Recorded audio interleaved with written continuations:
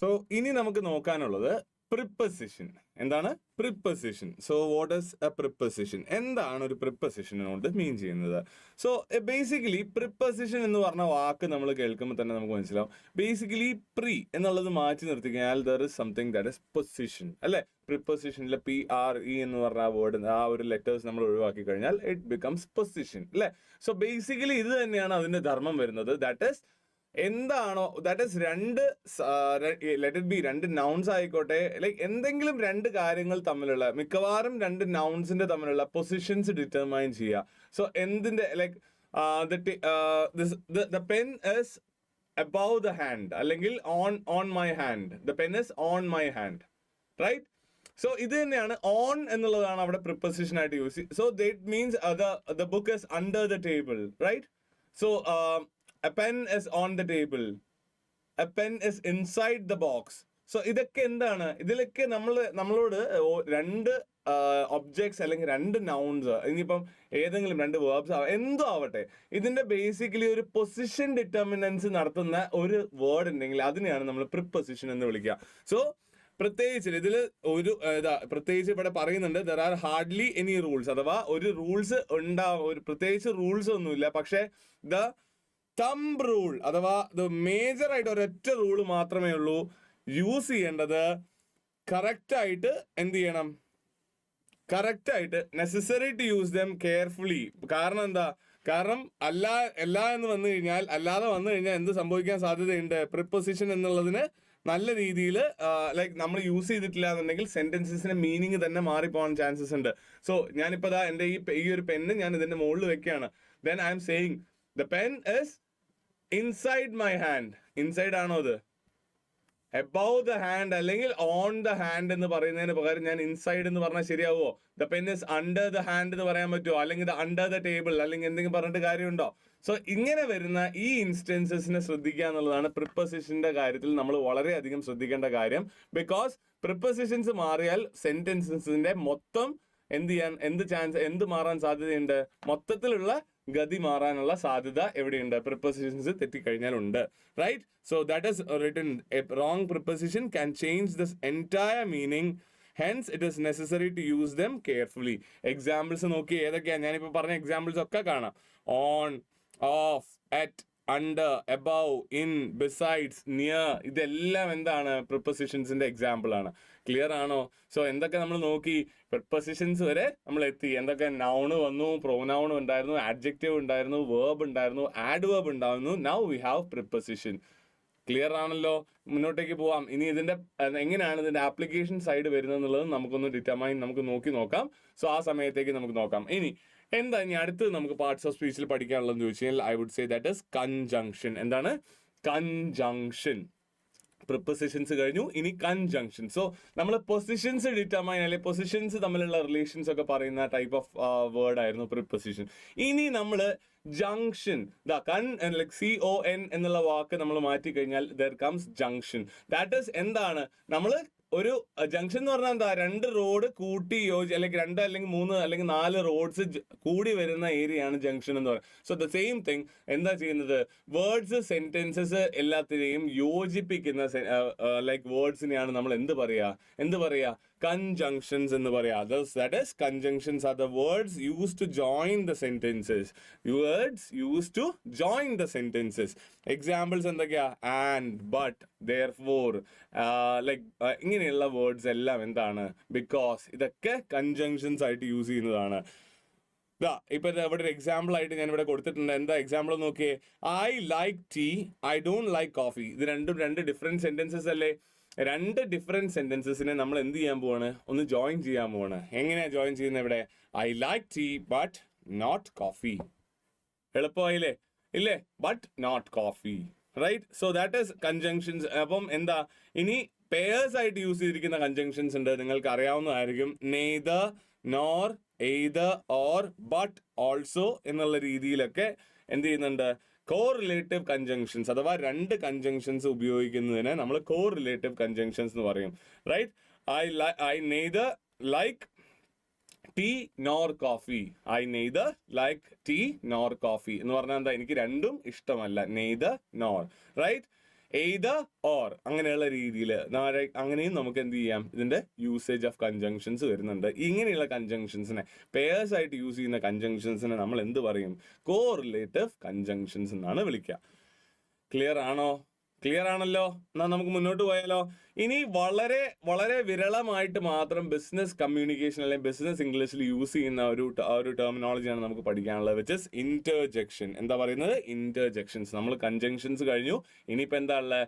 Interjection ആണ്. ഇന്റർജെക്ഷൻസ് എന്താണ്? നമുക്ക് ഒരു സ്ട്രോങ് ഇമോഷൻസ് ഓർ ഫീലിങ്സ് നമ്മൾ എക്സ്പ്രസ് ചെയ്യാൻ എന്തെങ്കിലും ഒരു വേർഡ്സ് ഉപയോഗിക്കണമെങ്കിൽ അങ്ങനെയുള്ള വേർഡ്സിനെ നമ്മൾ വിളിക്കുന്നതാണ് ഇന്റർജെക്ഷൻസ്. അഥവാ നമ്മളിപ്പം ഹുറേ എന്ന് വിളിക്കുന്നു, അലാസ്. അലാസ് എന്ന് പറയുന്നത് സോറോ ഒക്കെയാണ്. Alas, that has happened. So ഇതെല്ലാം എന്ത് പറയുന്നതാണ്? സോ ഇതൊക്കെ എന്താണ്? ഇനി അതുപോലെ if you are saying hi, these are all things, അല്ലേ? ഞാൻ കുറച്ച് എക്സൈറ്റഡ് ആയി പോയോന്ന് അറിയില്ല. ഹായ് ഓൾ എന്നൊക്കെ പറയില്ലേ? സോ ഇതൊക്കെ എന്താണ്? ഇതൊക്കെ ഇന്റർജെക്ഷൻസ് ആണ്. ദാറ്റ് ഈസ് നമുക്കൊരു സ്ട്രോങ് ആയിട്ടുള്ള ഇമോഷനിലോ അല്ലെങ്കിൽ ഒരു ഫീലോ നമ്മൾ ഒരു വേർഡിലൂടെ നമ്മൾ എക്സ്പ്രസ് ചെയ്യുകയാണെങ്കിൽ ആ വേർഡ്സിന് നമ്മൾ വിളിക്കുന്നതാണ് ഈ what do you call interjections. ഇന്റർജെക്ഷൻസിന്റെ പ്രത്യേകത എന്ന് പറഞ്ഞാൽ ഈ വേർഡ്സിന്റെ അറ്റത്ത് നമുക്ക് എന്ത് കാണാം? ഹായ് കഴിഞ്ഞാൽ അവിടെ നമുക്കൊരു ആളെ കാണാം, which is exclamation mark. Alas എന്ന് പറഞ്ഞൊരു വേർഡ് കണ്ടു, പിന്നെ ഒരു എക്സ്ക്ലമേഷൻ. ഹുറേ, പിന്നെയും ഒരു എക്സ്ക്ലമേഷൻ. സോ ഇങ്ങനെയുള്ള വേർഡ്സിന്റെ ഒക്കെ കൂടെ എന്തുണ്ടാവും? എക്സ്ക്ലമേറ്ററി മാർക്സ് അല്ലെങ്കിൽ എക്സ്ക്ലമേഷൻ മാർക്സ് ഉണ്ടാവും എന്നുള്ളത് നിർബന്ധമാണ്, റൈറ്റ്? സോ അതാണ് ഇന്റർജെക്ഷൻസിനെ കുറിച്ച് നമുക്ക് പറയാനുള്ളത്, റൈറ്റ്? ഇനി നമുക്ക് നോക്കുവാണെങ്കിൽ ഇനി മുതൽ ഞാൻ കുറച്ചധികം നിങ്ങളോട് വറി ചെയ്യാൻ പറയും. കാരണം ഇവിടെ വരാൻ പോകുന്ന ഒരു ഏരിയ എന്ന് പറഞ്ഞു കഴിഞ്ഞാൽ വോയിസസിന്റെ ഏരിയ ആണ്. വോയിസസ്, ദാറ്റ് ഈസ് ഇത് ബേസിക്കലി നമ്മൾ പഠിക്കണമെങ്കിൽ നമ്മൾ ടെൻസസ് പഠിക്കണം. സോ അതുകൊണ്ട് ഞാൻ ഇപ്പോൾ എന്ത് ചെയ്യാണ്, ജസ്റ്റ് ഇതിനെക്കുറിച്ച് പറഞ്ഞു പോവുകയും മാത്രമേ ഉള്ളൂ. അതിനുശേഷം നമുക്ക് ഡീറ്റെയിൽ ആയിട്ട് ടെൻസസ് പഠിച്ചതിന് ശേഷം നമുക്കൊരു ടാബുലാർ ഫോർമാറ്റ് ഉണ്ടാക്കേണ്ട ആവശ്യമുണ്ട്. സോ നിങ്ങളോട് എല്ലാവരോടും എനിക്ക് പറയാനുള്ളത്, നിങ്ങൾ ഇംഗ്ലീഷ് ഗ്രാമർ ലേൺ ചെയ്യാൻ ഉദ്ദേശിക്കുകയാണെങ്കിൽ നിങ്ങളുടെ കയ്യിൽ ഉണ്ടാവേണ്ട ഒരു കാര്യമാണ് നമ്മൾ ടെൻസസിന്റെ ടാബുലാർ ഫോർമാറ്റ് എന്നുള്ളത്.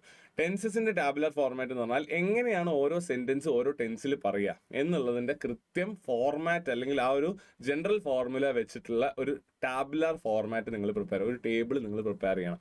ഈ ടേബിൾ നിങ്ങൾ എപ്പോഴും കയ്യിൽ വെക്കുക while writing and all. So അതുകൊണ്ട് തന്നെ നമ്മൾ എഴുതുന്ന സെന്റൻസസിലെ കറക്ഷൻസ് സെൽഫായിട്ട് നമുക്ക് ചെയ്യാൻ വേണ്ടി പറ്റും. സോ ആ ഒരു ടാബുലാർ ഫോർമാറ്റ് എങ്ങനെ പ്രിപ്പയർ ചെയ്യണം എന്നുള്ളതും നമുക്ക് ഡിസ്കസ് ചെയ്യാനുണ്ട്. സോ ആ സമയത്ത് നമ്മൾ ഡീറ്റെയിൽ ആയിട്ട് വോയിസസിനെ കുറിച്ച് പറയുന്നതായിരിക്കും. കാരണം ക്വസ്റ്റ്യൻസ് വരും, നിങ്ങൾ ടെക്സ്റ്റ് ബുക്കിൽ ജസ്റ്റ് പറഞ്ഞു പോയിട്ട് മാത്രമേ ഉള്ളൂ. പക്ഷേ വരുന്ന സമയത്ത് എക്സാംസിൽ ക്വസ്റ്റ്യനിൽ നിങ്ങൾക്ക് പാസീവ് വോയിസിലേക്ക് ആക്റ്റീവ് വോയിസിലേക്ക് മാറ്റാനുള്ളത് ഒക്കെ നിങ്ങൾക്ക് ചോദിക്കാറുണ്ട്. സോ നമ്മൾ അടുത്ത ടോപ്പിക്കിലേക്ക് പോവാണ്, ടൈപ്സ് ഓഫ് വോയിസസ്. സോ അത് ഞാൻ കൂടുതൽ ഡീറ്റെയിലിൽ പോകില്ല, ജസ്റ്റ് പറഞ്ഞു പോകുള്ളൂ. എന്നിട്ട് then will get it into detail when we come into ടെൻസസിന്റെ ഫോംസിലേക്ക് വരുന്ന സമയത്ത് നമ്മൾ ഡീറ്റെയിൽ ആയിട്ട് തന്നെ അതിനെക്കുറിച്ച് സംസാരിക്കുന്നതായിരിക്കും. സോ നമ്മൾ പറഞ്ഞ പോലെ വോയിസസിലേക്കാണ് നമ്മൾ പോകുന്നത്. That is types of voices. ഏതൊക്കെ ടൈപ്പ് ഓഫ് വോയിസസ് ആണ് നമുക്കുള്ളത് നോക്കാം, റൈറ്റ്?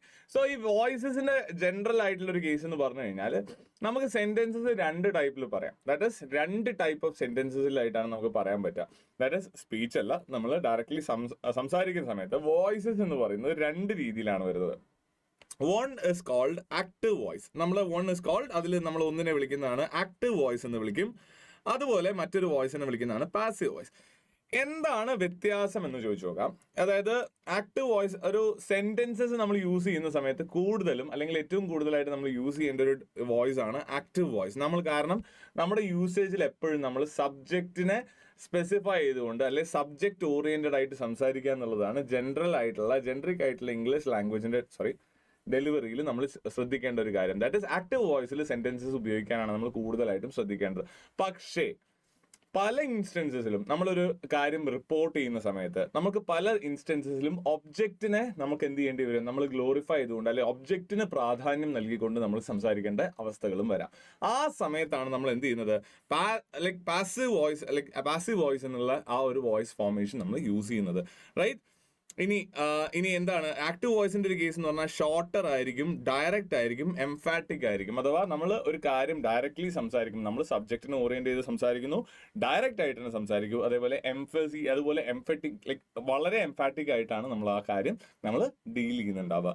സോ അങ്ങനെ വരുന്ന സമയത്ത് right follow the traffic rules while driving, right? അങ്ങനെയുള്ള വേർഡ്സ് ആണ്. ഡ്രൈവിംഗ് എന്നുള്ളത് അവിടെ നൗൺ ആയിട്ടാണ് ഉദ്ദേശിക്കുന്നത്. ഇവിടെ ഫോളോയിങ് ദ ട്രാഫിക് റൂൾസ് എന്നുള്ള രീതിയിലാണ് എന്ത് പറയുന്നത്, അതിലെ ആ ഒരു ലൈക്ക് ഒബ്ജക്റ്റ് എന്ന് പോകുന്നത്. പക്ഷെ ആ സമയത്ത് നമ്മൾ എന്ത് ചെയ്യണം, നമ്മൾ ആ ഒരു ടെൻസിന് നമ്മളൊരു ഇപ്പം നമ്മൾ ഇവിടെ പറഞ്ഞിട്ടുണ്ടായിരുന്നത് ട്രാഫിക് റൂൾസ് ഫോളോ ചെയ്യണം വൈൽ ഡ്രൈവിംഗ് എന്നുള്ള രീതിയിലായിരുന്നു വന്നിട്ടുണ്ടായിരുന്നത്. പക്ഷെ ഇവിടെ എന്താണ്, ഇവിടെ ട്രാഫിക് റൂൾസിന് പ്രാധാന്യം കൊടുത്തുകൊണ്ട് നമ്മൾ എന്ത് ചെയ്യാണ്, അതായത് ഫോളോ എന്നുള്ളതിനേക്കാൾ ഉപരി നമ്മൾ ട്രാഫിക് റൂൾസിന് ഇമ്പോർട്ടൻസ് കൊടുത്തുകൊണ്ട് നമ്മൾ സംസാരിക്കുകയാണെങ്കിൽ അതാണ് നമ്മൾ പാസീവ് വോയിസ് എന്ന് പറയുന്നത്. സോ വേറെ എക്സാമ്പിൾസ് ഞാൻ ടെൻസസിൽ വരുമ്പോൾ അതിന്റെ കംപ്ലീറ്റ് ടാബുലർ ഫോർമാറ്റ് നമ്മൾ നോക്കുന്നതായിരിക്കും. So don't worry about it, will be completely having a picture of what active and passive voices. So ഒരു ചെറിയ എക്സാമ്പിൾ പറഞ്ഞുകൊണ്ട് ഞാൻ ഇവിടെ കൺക്ലൂഡ് ചെയ്യാണ്, വിച്ച് ഇസ് ഇവിടെ തന്നെ നമുക്ക് കൊടുത്തിരിക്കുന്ന follow the traffic rules while driving, follow the traffic rules while driving. So ഇതിൽ നമ്മൾ നോക്കുന്ന സമയത്ത് ഈ വൈൽ ഡ്രൈവിംഗ് അല്ലെങ്കിൽ ട്രാഫിക് റൂൾസിനെ നമ്മൾ എംഫസൈസ് ചെയ്തുകൊണ്ട് നമ്മൾ സംസാരിക്കുകയാണെങ്കിൽ ഫോളോയിങ് ദ ട്രാഫിക്, ഫോളോ എന്നുള്ളതിനെ രണ്ടാമതായിട്ടും ട്രാഫിക് റൂൾസിനെ ഫസ്റ്റിലേക്കും നമ്മൾ കൊണ്ടുവരികയാണെങ്കിൽ ഇതിലെ ഒബ്ജക്റ്റിനെ നമ്മൾ ഐഡന്റിഫൈ ചെയ്തു, which is traffic rules. Traffic റൂൾസിനെ നമ്മൾ ട്രാഫിക് റൂൾസിന്റെ കൂടെ ഏതെങ്കിലും തരത്തിലുള്ള ലൈക്ക് ആഡ്ജക്റ്റീവോ അല്ലെങ്കിൽ പ്രോനൗണോ ഉണ്ടെങ്കിൽ, അല്ലെങ്കിൽ ആർട്ടിക്കിൾ ആയിക്കോട്ടെ, ഏതൊരു ടൈപ്പ് ഓഫ് നമ്മളിതിപ്പോൾ ഇവിടെ കണ്ടില്ലേ, ഇവിടെ നോക്കിയേ, follow the traffic rules while driving എന്നാണ് പറയുക. ദ ട്രാഫിക് റൂൾസ് എന്നുള്ളതാണ് അവിടുത്തെ എന്ത് പറയുന്നത്, ഒബ്ജക്റ്റ് ആയിട്ട് വന്നിരിക്കുന്നത്. ഫോളോ എന്നുള്ളതാണ് follow traffic rules while driving എന്നുള്ള രീതിയിലാണ് പറഞ്ഞത്. സോ ഇവിടെ ട്രാഫിക് റൂൾസിന് അല്ല സിഗ്നിഫിക്കൻസ് കൊണ്ട് ഫോളോയിങ് എന്നുള്ള രീതിയിലേക്കാണ് വന്നിരിക്കുന്നത്. പക്ഷേ ഇതിനെ നമ്മൾ എന്ത് ചെയ്യാൻ പോവാണ്, നമ്മൾ പാസീവ് വോയിസിലേക്ക് മാറ്റുന്ന സമയത്ത് ഇറ്റ് ബിക്കംസ് ദ ട്രാഫിക് റൂൾസിനെ നമ്മൾ സബ്ജക്ട് പൊസിഷനിലേക്ക് കൊണ്ടുവരുന്നു. The traffic rules should be followed, അഥവാ ഫോളോ എന്നുള്ളത് കാരണം അതൊരു ബേസിക്കലി അതൊരു എന്താ പറയാ, നമ്മളോട് ഒരു ഇന്റിമേഷൻ അല്ലെങ്കിൽ അസേർഷൻ പറയുന്ന ഒരു സെന്റൻസ് ആണ്. അതായത് ഇതൊരു ലൈക്ക് ഒരു അഡ്വൈസ് അല്ലെങ്കിൽ റിക്വസ്റ്റ് അങ്ങനെയുള്ള. സോ അങ്ങനെ മാറ്റുന്ന സമയത്ത് the traffic rules should be followed എന്നുള്ള രീതിയിലേക്ക് അതിനെ മാറ്റും. എങ്ങനെയാണ് ഇതിന്റെ കൺവേർഷൻസ് എന്നൊക്കെ നമ്മൾ കറക്റ്റ് ആയിട്ട് പഠിക്കാനുണ്ട്. So after dealing with articles അതുപോലെ അങ്ങനെയുള്ള കാര്യങ്ങൾ സംസാരിച്ചതിന് ശേഷം will get back to voices. So ഇപ്പം അത്ര മനസ്സിലാക്കിയാൽ മതി. നമുക്ക് മുന്നോട്ട് പോയാൽ ഇഷ്ടം പോലെ നമുക്ക് ഡീൽ ചെയ്യാനുണ്ട്. ഈ ഒരു ടെൻസസ് അല്ലെങ്കിൽ ടെൻസസ് ആൻഡ് വോയിസസ് എന്നുള്ള രീതിയിൽ തന്നെ നമുക്ക് ഡീൽ ചെയ്യാനുണ്ട്, റൈറ്റ്? സോ അതുപോലെ ഇനി ഇംഗ്ലീഷിൽ അത്രയും തന്നെ ഇമ്പോർട്ടൻസ് കൽപ്പിക്കുന്ന ഒരു കാര്യമാണ് ആർട്ടിക്കിൾസ് എന്ന് പറയുന്നത്. What are articles? ആർട്ടിക്കിൾസ് എന്ന് പറഞ്ഞാൽ നമുക്ക് ഇംഗ്ലീഷിൽ 3 ആർട്ടിക്കിൾസ് ആണുള്ളത്, എ, ആൻഡ് ദ. ഈ 3 ആർട്ടിക്കിൾസ് ആണ്. സോ ഇതിനെയാണ് നമ്മൾ ആർട്ടിക്കിൾസ് എന്ന് ജനറലി വിളിക്കുന്നത്. ഇനി ആർട്ടിക്കിൾസിനെ 2ആയിട്ട് ഡിവൈഡ് ചെയ്തിട്ടുണ്ട്. Articles are broadly classified into 2. അതിലൊന്നിനെയാണ് നമ്മൾ ഡെഫിനിറ്റ് ആർട്ടിക്കിൾ എന്ന് പറയാം. ഡെഫിനിറ്റ് ആർട്ടിക്കിൾ എന്ന് പറഞ്ഞാൽ അതിന്റെ യൂസേജ് എന്താണ്? ദ ആണ് നമ്മുടെ ഇംഗ്ലീഷിലെ ഒരേ ഒരു ഡെഫിനിറ്റ് ആർട്ടിക്കിൾ ഉള്ളൂ, വിച്ച് ഇസ് ദ.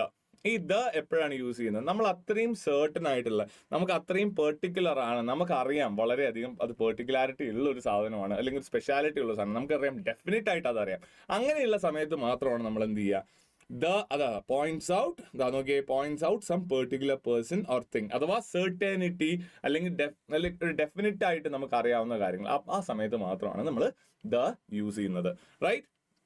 നോക്കിയോ, he is the doctor with whom I have consulted. So I know that ഞാൻ അയാളെയാണ് കാണിച്ചത്. I am talking about a person, particular ആയിട്ടുള്ള ഒരാൾ. നമ്മൾ ഈ ഒരു കോമൺ ആയിട്ട് യൂസ് ചെയ്യുന്നതിന് പലപ്പോഴും നമ്മൾ ദ യൂസ് ചെയ്യാറില്ല, റൈറ്റ്? കോമൺ ആയിരിക്കുന്ന നൗൺസിനൊന്നും നമ്മൾ കൂടുതലായിട്ടും ദ യൂസ് ചെയ്യാറില്ല, right? So he is the doctor with whom I have consulted, right? ഇനി a and an they are called indefinite articles. That is indefinite ആയിട്ടുള്ള, നമുക്ക് പ്രത്യേകിച്ച് നമ്മൾ എന്താ ഒരു പെർട്ടിക്കുലർ ആയിട്ടുള്ള ഒരു കാര്യത്തിനൊന്നും അല്ല, എ ഡോക്ടർ, ഏതോ ഒരാൾ എന്നുള്ള രീതിയിൽ. അവിടെയുള്ള വ്യത്യാസം നോക്കിയേ, there was a doctor sitting right next to me on the plane. So നമുക്കറിയാം ഏതോ ഒരു ഡോക്ടർ, അതിന് നമ്മൾ കാര്യമായിട്ട്, അതായത് ഹി ഈസ് ദ ഡോക്ടർ, അതായത് ഞാൻ ഓൾറെഡി കൺസൾട്ട് ചെയ്ത് എനിക്ക് അത്രയും ഡെഫിനറ്റ് ആയിട്ട് അറിയാം ഇന്നയാളാണ്, ഇദ്ദേഹം ഇന്നയാളാണ് എന്നുള്ളത് മനസ്സിലാക്കുകയാണെങ്കിൽ മാത്രമേ നമ്മൾ എന്ത് ചെയ്യുള്ളൂ, ദ ഡോക്ടർ എന്നുള്ളത് യൂസ് ചെയ്യുള്ളൂ. പക്ഷെ ആ സമയത്ത് there was a doctor sitting next to me on the plane. അങ്ങനെ വരുന്ന സമയത്ത് എന്താണ്, നമുക്ക് ഏതോ ഒരു doctor, that is we are not knowing about that particularity എന്നുള്ള കാര്യം നമുക്ക് മനസ്സിലാക്കാൻ പറ്റില്ല. സോ അതുകൊണ്ട് തന്നെ നമ്മൾ എന്ത് ചെയ്യും, എന്ത് ആർട്ടിക്കിൾസ് ആണ് യൂസ് ചെയ്യുക, എ അഥവാ ആൻ ആണ് യൂസ് ചെയ്യുക.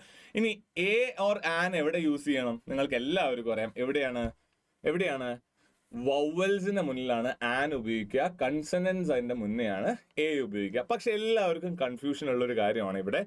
ഞാൻ നിങ്ങൾക്കറിയാവുന്ന എക്സാമ്പിൾ ആണ്, when it comes to word honesty. Honesty എന്ന് പറഞ്ഞ വേർഡ് നോക്കിക്കഴിഞ്ഞാൽ, അല്ലെങ്കിൽ ഓണസ്റ്റി എന്ന് വേണ്ട, നമുക്ക് ഓണസ്റ്റ് എടുക്കാം. ദാറ്റ് ഈസ്, സോ ഓണസ്റ്റി എന്നുള്ളൊരു വേർഡ് നോക്കുകയാണെങ്കിൽ,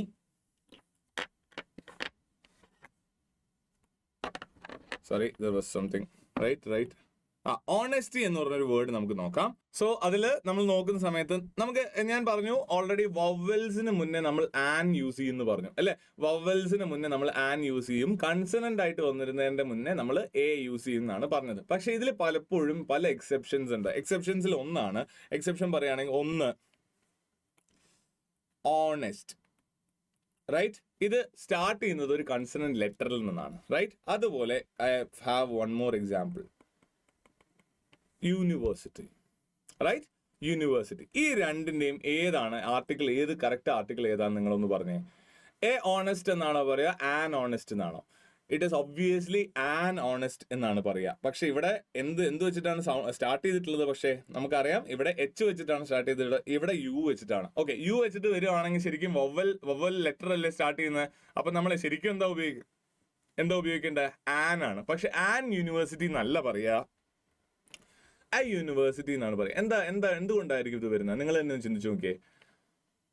സോ ഇതിന്റെ ബേസിക് ആയിട്ടുള്ള പ്രിൻസിപ്പിൾ എന്ന് പറഞ്ഞാൽ, വവൽ ലെറ്റേഴ്സ് അല്ല പറയുന്നത്, അല്ലെങ്കിൽ കൺസണന്റ് ലെറ്റേഴ്സിന് മുന്നിലല്ല എ ഉപയോഗിക്കുന്നത്, കൺസണന്റ് സൗണ്ട്സിന് മുന്നിലാണ്. അപ്പൊ ഇവിടെ എന്താ വ്യത്യാസം? ഹോണസ്റ്റ് എന്നല്ല പറയാ, എച്ച് വെച്ചിട്ടല്ല നമ്മൾ പ്രൊനൗൺസിയേഷൻ സ്റ്റാർട്ട് ചെയ്യുന്നത്, ഓണസ്റ്റ്, ഓ സൗണ്ട് ആണ് നമുക്ക്. സോ AEIOU വവൽ സൗണ്ടുകളിൽ വന്ന ഓ സൗണ്ട് ആണ് ഇവിടെ പുറപ്പെടുവിക്കുന്നത്. ഓണസ്റ്റ് പേഴ്സൺ, ഓ ആണ് സ്റ്റാർട്ട് ചെയ്യുന്നത്. സോ അതുകൊണ്ട് തന്നെ നമ്മൾ എന്ത് യൂസ് ചെയ്യും? ആൻ എന്നുള്ളത് തന്നെയാണ് അവിടെ യൂസ് ചെയ്യുക. പക്ഷെ ആ സമയത്ത് യൂണിവേഴ്സിറ്റി എന്നല്ലല്ലോ, യു അല്ലേ, യാ സൗണ്ട് അല്ലേ, വൈ സൗണ്ട് ആണ് നമുക്ക് അവിടെ വരുന്നത്. അപ്പൊ ആ സമയത്ത് വൈ സൗണ്ട് അതെന്താണ്? കൺസണന്റ് സൗണ്ട് ആണ്.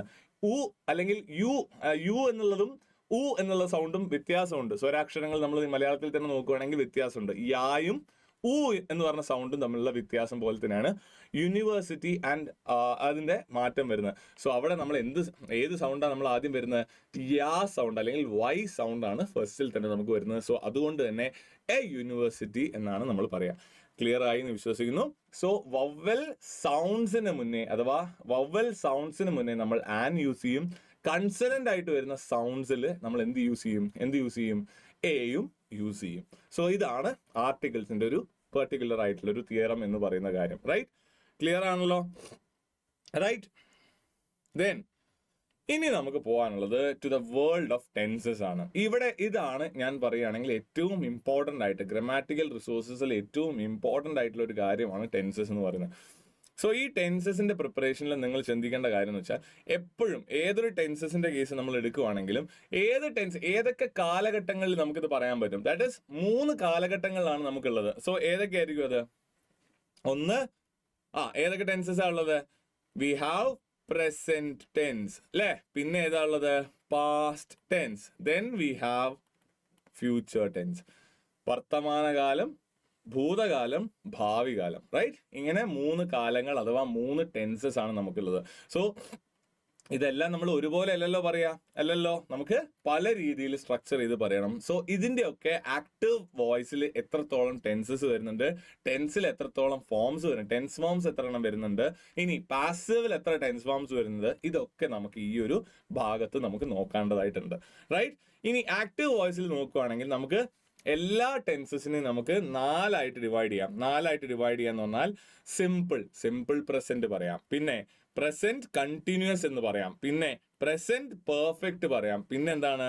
Present perfect continuous. അതുപോലെ തന്നെ പാസ്റ്റിനും അതുപോലെ തന്നെ ഫ്യൂച്ചറിനും നമുക്ക് ഈ 4 ടെൻസ് ഫോംസ് ഉണ്ട്. അങ്ങനെ ആകെ മൊത്തം 12 ടെൻസ്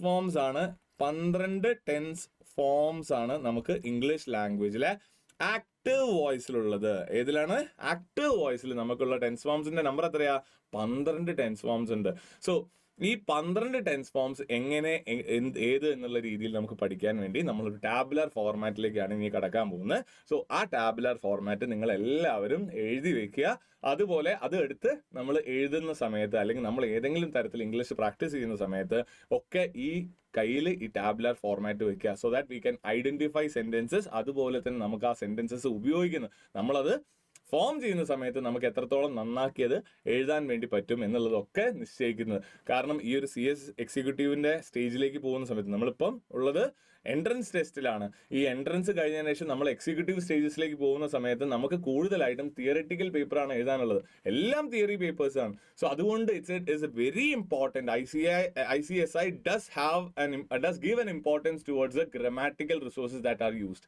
So grammatically നിങ്ങൾ കറക്റ്റ് ആയിട്ടൊരു സെന്റൻസ് എഴുതണമെങ്കിൽ this is very very much important for your whole life, right? നിങ്ങളുടെ ഈ പ്രൊഫഷണൽ ലൈഫിൽ ഇനി അതുപോലെ തന്നെ നിങ്ങൾ ഒരു ഉദ്യോഗാർത്ഥിയായി ഒരു ജോലി നേടിയതിനു ശേഷം whenever you are using official communication അവിടെയൊക്കെ നിങ്ങൾക്ക് ഈ ഒരു ടെൻസ് ഫോംസിന്റെയും ഈ ഇംഗ്ലീഷ് ഗ്രാമറിന്റെയും റിസോഴ്സസിന്റെ അത്യാവശ്യമുണ്ട്. കാരണം to make sure that you are a perfect person with a good linguistic ability എന്നുള്ളത് പ്രൂവ് ചെയ്യാൻ നമുക്ക് എന്ത് ആവശ്യമുണ്ട്? ലാംഗ്വേജിലുള്ള പ്രോപ്പർ ആയിട്ടുള്ള നോളജ് ആവശ്യമാണ്. സോ അതിൽ ഏറ്റവും ഇമ്പോർട്ടൻ്റ് ആയിട്ടുള്ള റോൾ പ്ലേ ചെയ്യുന്നതാണ് എന്ത്? ടെൻസസ് എന്ന് പറയുന്നത്. സോ അതിലേക്ക് നമുക്കൊന്ന് കടന്നു ചെല്ലാം. ടെൻസസ് എങ്ങനെയാണെന്നുള്ളത് നമുക്ക് ഞാൻ ഓൾറെഡി പറഞ്ഞു. 3 ടെൻസസ് ആണുള്ളത്. ടെൻസസ് എത്രയാണ്? 3 എണ്ണം. ഏതൊക്കെയാ? Present tense, past tense and future tense, right? ഈ 3 ടെൻസസ് ഉണ്ട്. ഇനി ടെൻസ് ഫോംസ്. ഇനി ടെൻസസിനെ ഇതിനെല്ലാം ഓരോ ടെൻസസിനെയും 4 വീതം ക്ലാസിഫൈ ചെയ്തിട്ടുണ്ട്. ഏത് വോയിസിൽ? ആക്റ്റീവ് വോയിസ് അഥവാ സബ്ജക്റ്റിന് പ്രയോറിറ്റി കൊടുത്തുകൊണ്ട് നമ്മൾ സംസാരിക്കുന്ന അതിനെയാണ്, ആ വോയിസിനെയാണ് നമ്മൾ എന്ത് പറയാ? ആക്റ്റീവ് വോയിസ് എന്ന് പറയാം. അപ്പൊ ആക്റ്റീവ് വോയിസിൽ നമ്മൾ നോക്കുന്ന സമയത്ത് ഈ ടെൻസസ്, എത്ര ടെൻസസ്? 3 ടെൻസസിനും 4 വീതം വെച്ച് അങ്ങനെ 12 വ്യത്യസ്തമായ ടെൻസ് ഫോംസ് നമുക്കുണ്ട്. സോ ഈ ടെൻസ് ഫോംസ് എങ്ങനെ എഴുതാം, എങ്ങനെ സ്ട്രക്ചർ ചെയ്യാം എന്നുള്ളതൊക്കെയാണ് നമ്മൾ ഇനി നോക്കാൻ പോകുന്നത്. അതുപോലെ തന്നെ ഈ സ്ട്രക്ചർ ചെയ്തിരിക്കുന്ന സെന്റൻസസ് നമുക്ക് എങ്ങനെ തിരിച്ച് പാസീവിലേക്ക് കൊണ്ടുവരാം എന്നുള്ള കാര്യങ്ങളും നമ്മൾ ചർച്ച ചെയ്യുന്നതായിരിക്കും.